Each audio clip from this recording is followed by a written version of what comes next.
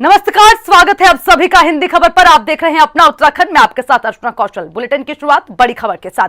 देहरादून से जानकारी आपको दे रखे हैं। नीति आयोग की वर्निंग काउंसिल की बैठक हुई और पीएम नरेंद्र मोदी की मीटिंग की अध्यक्षता बताते चले आपको। पीएम मोदी ने इसकी अध्यक्षता की है। वर्निंग काउंसिल की बैठक में वर्चुअली मुख्यमंत्री त्रिवेंद्र सिंह रावत भी जुड़े हैं। मुख्यमंत्री ने मुख्यमंत्री आवास से ही वर्चुअली इस बैठक में हिस्सा लिया। पीएम मोदी की अध्यक्षता में वार्निंग काउंसिल की बैठक हुई। मुख्यमंत्रियों के साथ मीटिंग में पीएम मोदी बोले, किसानों को थोड़ा गाइड करने की जरूरत है। बताते चलें, जहां किसान इस वक्त सबसे बड़ा मुद्दा बना हुआ है, उसी को लेकर इस वार्निंग काउंसिल की बैठक में पीएम मोदी ने एक बड़ी और महत्वपूर्ण बात कही। उन्होंने कहा है कि किसानों को थोड़ा गाइड करने की जरूरत है। ज्यादा अपडेट लेंगे इसी खबर पर हमारे संवाददाता चंद्रमोहन से, फोन लाइन पर हमारे साथ है। चंद्रमोहन, वार्निंग काउंसिल की बैठक हुई है, काफी महत्वपूर्ण इसे माना जा रहा था और तमाम बड़ी बातें मुख्यमंत्री पीएम मोदी ने कही। जरा पूरा अपडेट इस पर चंद्रमोहन। जी बिल्कुल, देखिए नीति आयोग की जो गवर्निंग काउंसिल है उसकी छठी बैठक आज हुई है पीएम नरेंद्र मोदी की अध्यक्षता में। उसमें लगभग सभी राज्यों के जो मुख्यमंत्री हैं उन्होंने भी हिस्सा लिया है और सीएम त्रिवेंद्र सिंह रावत भी वर्चुअली उस बैठक में शामिल हुए। आज सीएम त्रिवेंद्र सिंह रावत का केवल एक यही महत्वपूर्ण कार्यक्रम है और मुख्यमंत्री आवास से ही वो वर्चुअली नीति आयोग की बैठक में शामिल हुए हैं। बाकी आज सीएम त्रिवेंद्र सिंह रावत का कोई और कार्यक्रम प्रस्तावित नहीं है। शासकीय कार्य वो मुख्यमंत्री आवास में करेंगे और जो नीति आयोग की बैठक है, ये इसकी जो इसको गंभीरता से लेने के लिए सीएम आज कोई कार्यक्रम उनका प्रस्तावित नहीं है और केवल उन्होंने आज नीति आयोग की जो बैठक है उसमें हिस्सा लिया है और वो भी जो पीएम नरेंद्र मोदी द्वारा जो बैठक में दिशा निर्देश दिए गए हैं उनको उन्होंने भी अपने भी सुझाव रखे हैं और उनको जो दिशा निर्देश आवश्यक केंद्रीय नेतृत्व ने दिए हैं उनको भी उन्होंने गंभीरता से लिया है। ठीक है चंद्रमोहन, बहुत बहुत शुक्रिया तमाम जानकारी के लिए।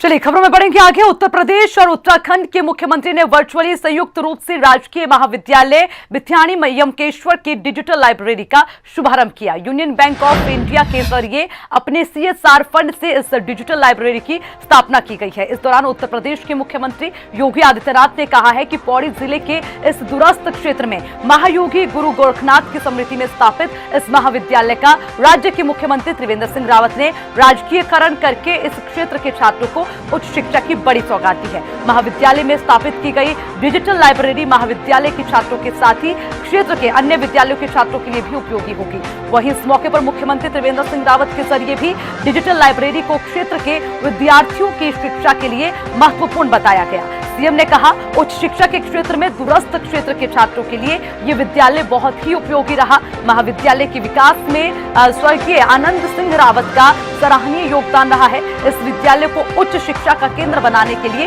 वो प्रयासरत रहे और क्षेत्र के बच्चों को अच्छी शिक्षा मिले, इसके लिए वो हमेशा चिंतित रहते थे।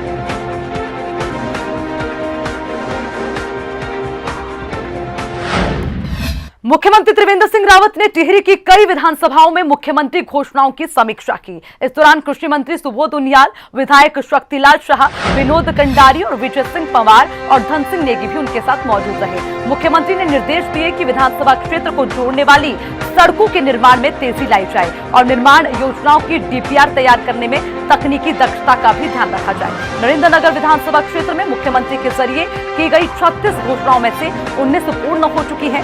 घनसाली विधानसभा क्षेत्र में कुल 32 घोषणाओं में से 23 पूर्ण हो चुकी है। प्रतापनगर विधानसभा में 32 घोषणाओं में से 16 पूर्ण हो गई हैं। उसी के साथ टिहरी विधानसभा क्षेत्र में 34 घोषणाओं में से 21 पूर्ण हो चुकी है। तो देवप्रयाग विधानसभा में भी कुल 29 घोषणाओं में से 19 पूर्ण हो चुकी है, जबकि धनौल्टी विधानसभा में 41 घोषणाओं में से 27 घोषणाएं पूर्ण हो चुकी है।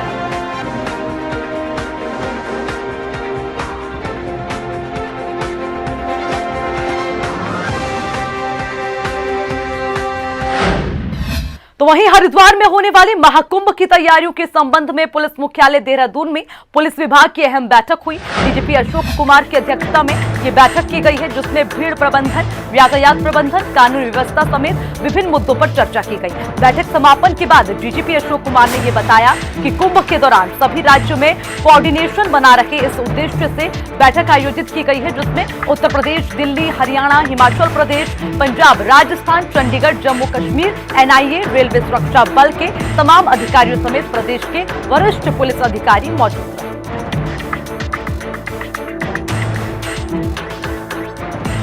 आज हमने कुंभ 2021 के दृष्टिगत सभी बॉर्डर स्टेट जितने हमारे हैं जिनका कुंभ में महत्वपूर्ण रोल रहता है, उनके साथ कोऑर्डिनेशन बैठक की। इसमें UP police, Delhi police, Haryana police, Himachal Pradesh, Punjab, Jammu Kashmir और राजस्थान, इतने राज्यों की पुलिस, उनके आईजी और एडीजी लोग आए, और जो केंद्रीय एजेंसीज हैं उनके भी कुछ हमने रिप्रेजेंटेटिव यहाँ पे बुलाए, और बहुत ही विस्तार से भीड़ प्रबंधन, यातायात प्रबंधन, जो डाइवर्जन स्कीम्स लागू होनी है, कंटिजेंसी स्कीम्स लागू होनी है, और लॉ एंड ऑर्डर की कोई बात हो, सोशल मीडिया के कोई इश्यूज हों, जो एंटी सैबोटाज के कोई इश्यूज हों, जो एंटी नेशनल एक्टिविटीज़, इन सब के बारे में बहुत ही विस्तार से चर्चा हुई। साथ ही साथ जो नई कोविड की नई चुनौती है उसके बारे में भी विस्तार से चर्चा हुई, और बड़े महत्वपूर्ण निर्णय इस मीटिंग में लिए गए, और आपसी समन्वय जिससे बना रहे, इसलिए इसका मुख्य उद्देश्य ये रहा कि सभी स्टेट्स के आपस में कोऑर्डिनेशन बना रहेगा। सर, चलिए खबरों में बढ़ेंगे आगे। उसी के साथ रानीखेत से जानकारी आपको देते चले, रामनगर रोड पर बड़ा दर्दनाक हादसा हुआ है। मछोड़ के निकट खाई में गिरी कार, हादसे में 2 की मौके पर मौत की जानकारी मिल रही है। 4 घायलों को रानीखेत अस्पताल लाया गया, इलाज जारी है। बताते चले, मछोड़ के निकट खाई में कार गिरने की वजह से ये दर्दनाक हादसा हो गया, जिसमें 2 लोगों की मौके पर ही मौत हो गई। हालांकि बाकी 4 घायलों को रानीखेत अस्पताल लाया गया है, जहां पर इलाज जारी है। रामनगर से जानकारी आपको दे रहे हैं, जहां ये भीषण हादसा हुआ है, काफी दर्दनाक हादसा है। रामनगर रोड पर ये दर्दनाक हादसा देखने को मिला है, जहां पर कार खाई में गिरने की वजह से 2 लोगों की मौके पर ही मौत हो गई। 4 लोगों के घायल होने की जानकारी मिली, जिन्हें तुरंत प्रभाव से रानीखेत अस्पताल में भर्ती कर दिया गया, इलाज जारी है।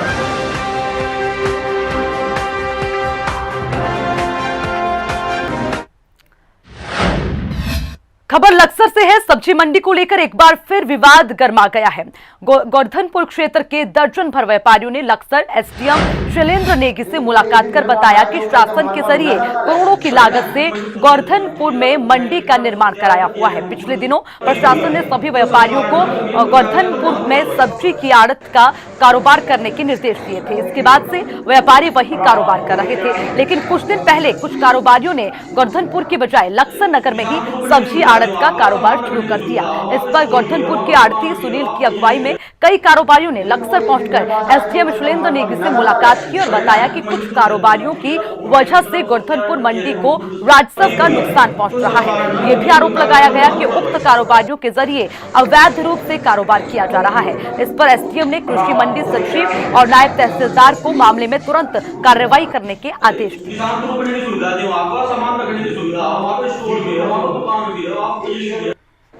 लेकिन वो एक दिन मेरे पास आए थे, वो करके हमारे पास नगर का लाइसेंस है ना। तो वहीं उत्तराखंड में बढ़ती महंगाई और नए कृषि कानून के विरोध में विपक्ष का विरोध प्रदर्शन लगातार जारी है। इसी के तहत कांग्रेस प्रदेश भर में पदयात्राएं निकालने जा रही है। कांग्रेस प्रदेश उपाध्यक्ष सूर्यकांत धस्माना ने बताया कि प्रदेश भर के सभी जनपदों में महंगाई और कृषि कानूनों के विरोध में कांग्रेस पदयात्राएं निकालेगी। इसके बाद 22 फरवरी को ब्लॉक मुख्यालय पर इन्हीं मुद्दों पर प्रदर्शन और पदयात्राएं होंगी। इस दौरान उन्होंने सरकार को चेतावनी देते हुए कहा कि यदि सरकार ने मांग को पूरा नहीं किया तो कांग्रेस उग्र आंदोलन करेगी। करोड़ों रुपए जो है सरकार अपने खाते में डाल देगी। नहीं, राहुल गांधी जी का भी है। देश भर में बढ़ती महंगाई से जनता को हो रही दिक्कतों को लेकर कांग्रेस के अनुसूचित जाति विभाग के प्रदेश अध्यक्ष राजकुमार ने राष्ट्रपति को ज्ञापन भेजा। अपने पत्र में राजकुमार ने कहा कि लगातार बढ़ती महंगाई के चलते आम जनता को काफी परेशानियों का सामना करना पड़ रहा है। कोरोना की मार से अभी तक देश उभर नहीं पाया। जन समस्याओं को कम करने की बजाय केंद्र सरकार और बढ़ाने का काम कर रही है। जिस तरह से 2 महीने में रसोई गैस की कीमतों में बेतहाशा वृद्धि हुई है, उसी तरह पेट्रोल और डीजल के दाम भी लगातार बढ़ रहे हैं। इसी के चलते महंगाई ने देश की कमर तोड़ दी है। इसके अलावा पेट्रोल डीजल के बढ़ते दामों के चलते ट्रांसपोर्ट मालिकों ने किराया बढ़ा दिया। वस्तु की कीमत आसमान छू रही है। राजकुमार ने राष्ट्रपति से इन सभी समस्याओं का निवारण करने की मांग की। नहीं, राहुल गांधी जी का भी है, अभी नहीं है। सप्ताह का टाइम दिया इनको मैंने। तो वहीं देश भर में पेट्रोल डीजल और रसोई गैस के बढ़ते दामों के विरोध में कांग्रेस का विरोध प्रदर्शन लगातार जारी है। इसी के तहत देहरादून में युवा कांग्रेस की ओर से पेट्रोल पंप के बाहर इकट्ठा होकर केंद्र सरकार के खिलाफ जमकर विरोध प्रदर्शन किया गया। इस दौरान प्रदर्शनकारियों ने केंद्र सरकार के खिलाफ जमकर नारेबाजी भी की। तो वहीं पर युवा कांग्रेस जिला अध्यक्ष भूपेंद्र नेगी ने कहा है कि मोदी सरकार की सत्ता में आने के बाद से ही बेरोजगारी बढ़ने के साथ महंगाई बेतहाशा बढ़ती चली गई, जिसके विरोध में युवा कांग्रेस ने विरोध प्रदर्शन किया। लेकिन जल्द महंगाई पर काबू नहीं पाए जाने पर उग्र आंदोलन किया।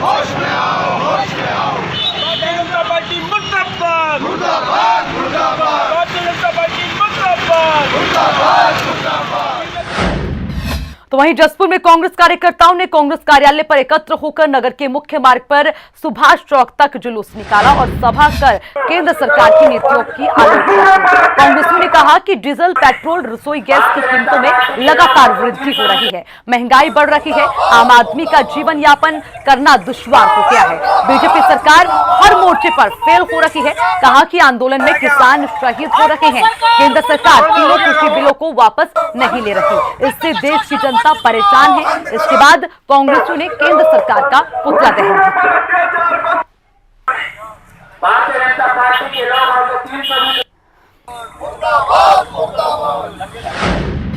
तो खबर देहरादून से है, जहां पर स्मार्ट सिटी के कामों से शहर में जगह जगह हो रही समस्याओं को लेकर पूर्व कांग्रेस विधायक राजकुमार ने समर्थकों संग स्मार्ट सिटी कार्यालय का घेराव किया। प्रदर्शनकारियों ने जमकर नारेबाजी की और साथ ही अधिकारियों को ज्ञापन भी सौंपा। कांग्रेस अनुसूचित जाति विभाग के प्रदेश अध्यक्ष राजकुमार ने कहा कि डीएल रोड और अन्य स्थानों पर टावरों को जबरन लगाया जा रहा है, जिससे बीमारियों का खतरा बन सकता है। इसी के साथ स्मार्ट फोन लगाए जाने के लिए गहरी खुदाई की जा रही है, जिससे पुराने मकानों की नींव कमजोर पड़ सकती है और मकान गिरने का खतरा भी पैदा हो रहा है। इसके साथ ही कई जगह सीवर और पानी की लाइनें टूटने पर उन्हें ठीक नहीं किया जा रहा। वहीं उन्हें जल्द मांगों पर कार्रवाई न होने पर उग्र आंदोलन की भी चेतावनी। स्मार्ट सिटी का काम बंद करो, टावर लगाना बंद करो, स्मार्ट सिटी का काम बंद करो, टावर लगाना बंद करो। सोशल मीडिया पर अपनी पकड़ मजबूत करने के लिए कांग्रेस ने राष्ट्रीय स्तर पर व्यापक अभियान शुरू कर दिया है। इसी के तहत कांग्रेस ने join Congress social media campaign की शुरुआत की। अभियान के तहत कांग्रेस देश भर में पार्टी की विचारधारा से जुड़े 5 लाख सोशल मीडिया वॉरियर्स तैयार करेगी। एआईसीसी के आह्वान पर उत्तराखंड में भी कांग्रेस ने इस अभियान की शुरुआत कर दी है। कांग्रेस प्रदेश अध्यक्ष प्रीतम सिंह, नेता प्रतिपक्ष डॉक्टर इंदिरा हृदयेश और सोशल मीडिया विभाग की प्रदेश अध्यक्ष शिल्पी अरोड़ा ने उत्तराखंड के लिए अभियान को लॉन्च किया। कांग्रेस प्रदेश अध्यक्ष प्रीतम सिंह ने बताया कि पार्टी ने हर लोकसभा सीट पर कम से कम 1000 सदस्य नियुक्त करने का लक्ष्य रखा है। सदस्य के रूप में अभियान से जुड़ने के लिए मोबाइल नंबर भी जारी किया गया है। इस अभियान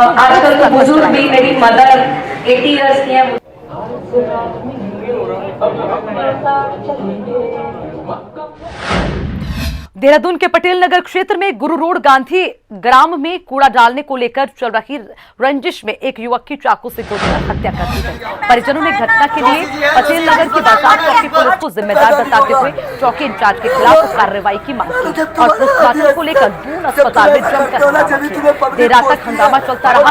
उधर दून अस्पताल पहुंचे एसएसपी डॉक्टर योगेंद्र सिंह रावत ने प्रथम दृष्टया घटना से लापरवाही बरतने पर चौकी इंचार्ज बाजार चौकी को लाइन हाजिर करने के आदेश दिए। एसएसपी ने कहा है कि घटना की जांच की जाए। जब तुम्हारा जब तुम ऐसा करते हो ना, जब भी तुम्हें पब्लिक कोसती है और तुम्हें बददुआ देती है। तो वहीं काशीपुर की राजकीय अस्पताल में देर रात आग लगने से हड़कंप मच गया। आनन फानन में दमकल विभाग को सूचना दे दी गई। सूचना मिलते ही मौके पर दमकल विभाग के एफएसओ गिरीश सिंह बिष्ट के नेतृत्व में पहुंची टीम ने कड़ी मशक्कत के बाद आग को फैलाने से रोकते हुए उस पर काबू पा लिया। गनीमत रही कि किसी तरह की कोई जनहानि नहीं हुई, लेकिन हॉस्पिटल के कोविड-19 के सामान सहित लाखों रुपए की कीमत का सामान जलकर राख हो गया। अस्पताल प्रबंधन के जरिए बमुश्किल ट्रामा के मरीजों को बमुश्किल मेल वार्ड में शिफ्ट कराया गया।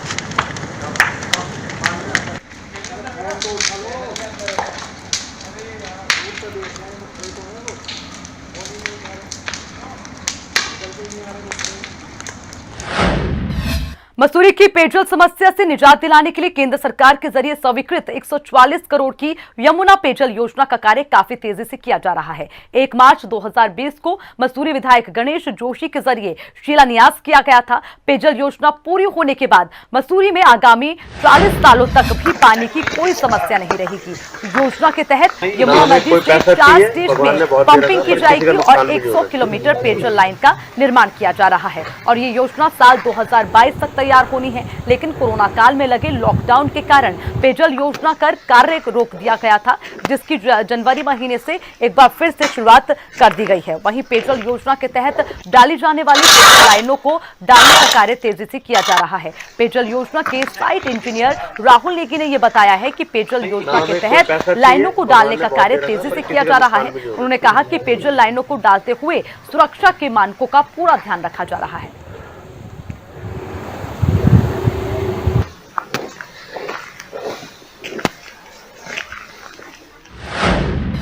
जिलाधिकारी पौड़ी का पदभार संभालने के बाद जिलाधिकारी विजय कुमार जोगदंडे ने जिला योजना की पहली समीक्षा बैठक की, जिसमें जिले के सभी अधिकारी मौजूद रहे।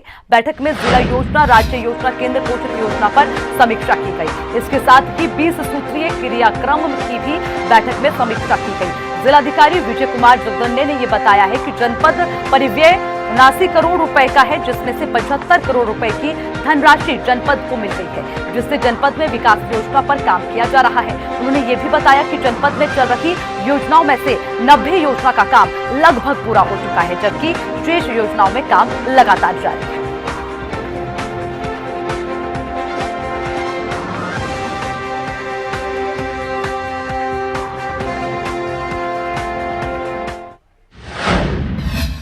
खबर बैरीनाथ से है। पीएम ग्रामीण सड़क योजना के तहत रायगढ़ सियारी से भुलकिया मोटर मार्ग का निर्माण सिडकुल कंपनी के जरिए पिछले 1 साल से किया जा रहा है। कई दिनों से ग्रामीण और विभाग के बीच दूसरे स्थान से सड़क काटी जा रही थी। इस बात को लेकर विवाद भी हो गया था। विभागीय अधिकारी पुलिस बल के साथ नए स्थान से सड़क काटने को लेकर मौके पर पहुंचे तो महिलाओं और स्थानीय ग्रामीणों को इसकी भनक लग गई और वो मौके पर पहुंच गए और जेसीबी दूसरे स्थान से सड़क काटी जा रही जताना शुरू कर दिया। इस दौरान नायब तहसीलदार हिमांशु जोशी और सिडकुल के अधिकारियों के साथ महिलाओं की काफी देर तक बहस होती रही।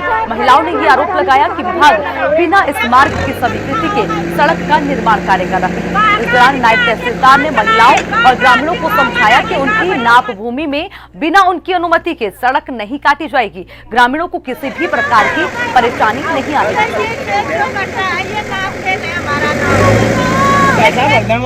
विवाद में बात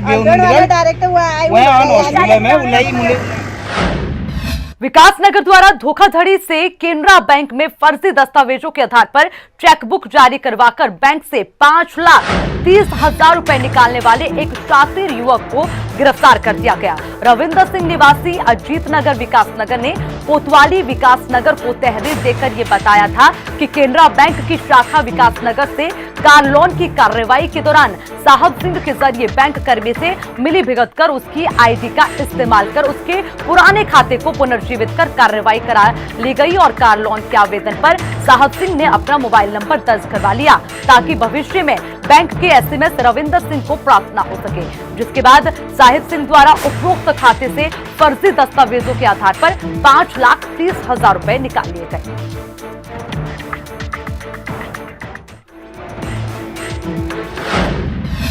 खबर रामनगर से है, जहां विश्व प्रसिद्ध कॉर्बेट टाइगर रिजर्व में 13 साल बाद पक्षियों की गणना का कार्य संपन्न हो चुका है। कॉर्बेट की 12 रेंजों में 24 टीमों ने 3 दिनों तक अलग अलग जगह पर पक्षियों को चिन्हित कर उनकी प्रजातियों के बारे में जानकारी दी। कॉर्बेट रिजर्व के निदेशक राहुल कुमार ने बताया है कि कॉर्बेट टाइगर रिजर्व में 600 से ज्यादा पक्षियों की प्रजातियां पाई जाती हैं। सीटीआर निदेशक राहुल कुमार ने यह भी बताया कि 16 से 18 फरवरी तक कॉर्बेट पार्क में पक्षियों की प्रजातियों की गणना की गई। इसमें उन सभी पक्षियों की गणना की गई जो सर्दियों में दिखाई देते हैं। इसमें प्रवासी पक्षी की क्या प्रेजेंस है उससे भी मॉनिटर किया जा रहा है और बरसात में इस कार्य को दोबारा दोहराया जाएगा। कॉर्बेट टाइगर रिजर्व के पूरे लैंडस्केप में पक्षियों की क्या चेकलिस्ट है उसे भी तैयार किया जाएगा।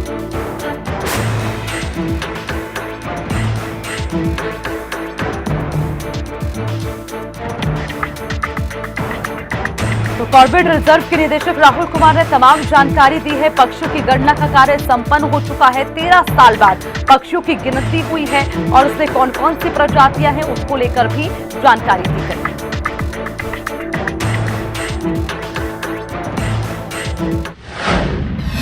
उत्तराखंड के स्वास्थ्य विभाग का बड़ा कारनामा उजागर हुआ है, या फिर यूं कहिए कि कारगुजारी का खुलासा हो गया। दरअसल आरटीआई से मिली जानकारी में पता चला है कि जब उत्तराखंड में कोरोना महामारी से त्राहिमाम मचा हुआ था, उत्तराखंड की जनता लॉकडाउन की मार झेल रही थी, तब उत्तराखंड का स्वास्थ्य विभाग सरकारी खजाने का बंदर बांट करने में जुटा हुआ था। उस वक्त उत्तराखंड स्वास्थ्य विभाग ने अपने अधिकारियों के लिए करीब 3 करोड़ रुपए की 36 लग्जरी कार खरीद डाली थी। स्वास्थ्य विभाग के इसी कारनामे को लेकर आज ये कहा जा रहा है कि उत्तराखंडी झेल रहे थे कोरोना की मार, अफसरों ने खरीद ली 36 लग्जरी कार। ये रिपोर्ट देखिए। जब देवभूमि में कोरोना महामारी से मचा था हाहाकार, उत्तराखंड की जनता झेल रही थी लॉकडाउन की मार, तब स्वास्थ्य विभाग कर रहा था बजट का बंटाधार। अफसरों ने खरीदी थी 3 करोड़ की 36 लग्जरी कार। जब उत्तराखंड वासियों पर कोरोना महामारी काल बनकर टूट रही थी, हर तरफ हाहाकार मचा था। लॉकडाउन के शिकंजे में कसे लोग 2 वक्त के निवाले के लिए तरस रहे थे। तब उत्तराखंड के स्वास्थ्य महकमे में बैठे नौकरशाह मौज कर रहे थे। सिस्टम को शर्मसार करने वाला ये खुलासा आरटीआई से मिली जानकारी में हुआ है, जिसमें पता चला है कि कोरोना काल के दौरान उत्तराखंड स्वास्थ्य विभाग ने अपने अधिकारियों के लिए 2 करोड़ 82 लाख रुपए की 36 लग्जरी कार खरीद दी। स्वास्थ्य महानिदेशक कार्यालय के लिए 15 लाख की 1 लग्जरी इनोवा कार खरीदी गई। महानिदेशक, निदेशक, अपर निदेशक और वित्त निदेशक के लिए 8 लाख रुपए प्रति कार के हिसाब से 56 लाख रुपए की 7 लग्जरी कार खरीदी गई। निदेशक गढ़वाल और कुमाऊं मंडल के लिए 16 लाख खर्च कर 2 लग्जरी कार खरीदी गई। प्रदेश के सभी 13 जिलों के मुख्य चिकित्सा अधिकारियों के लिए 8 लाख रुपए प्रति कार की लागत वाली 1 करोड़ 4 लाख रुपए की 13 कारें खरीदी गई। इसके अलावा कार्यालय मुख्य चिकित्सा अधिकारी के लिए 7 लाख रुपए प्रति कार के हिसाब से 13 कारें 91 लाख रुपए के बजट से खरीदी गई। हल्द्वानी के गौलापार निवासी आरटीआई कार्यकर्ता रविशंकर जोशी ने कोविड-19 के दौरान हुए खर्च की जानकारी मांगी थी, जिसमें यह खुलासा हुआ है। महानिदेशक चिकित्सा स्वास्थ्य एवं परिवार कल्याण विभाग देहरादून द्वारा जो आरटीआई से जो जानकारी और दस्तावेज भेजे गए, उनके अध्ययन से जानकारी निकल के आई है कि करीब 35 की संख्या में ये लग्जरी गाड़ियां स्वास्थ्य विभाग के अधिकारियों के लिए खरीदी गई है। मतलब इसमें सियाज और इनोवा जैसी इन लग्जरी गाड़ियों की खरीद पर लगभग 3 करोड़ रुपए खर्च किए गए और 23 मार्च 2020 को उत्तराखंड शासन ने इन गाड़ियों की खरीद के लिए स्वीकृति प्रदान की है। अब इस लेटर को भी देख लीजिए। ये लेटर साल 2019 का है, जो नैनीताल के मुख्य चिकित्सा अधिकारी ने स्वास्थ्य महानिदेशक को लिखा था। इसमें साफ लिखा है कि अस्पताल में स्टाफ की कमी है, लेकिन स्वास्थ्य महानिदेशक ने इस लेटर को गंभीरता से लेने की जरूरत ही नहीं समझी।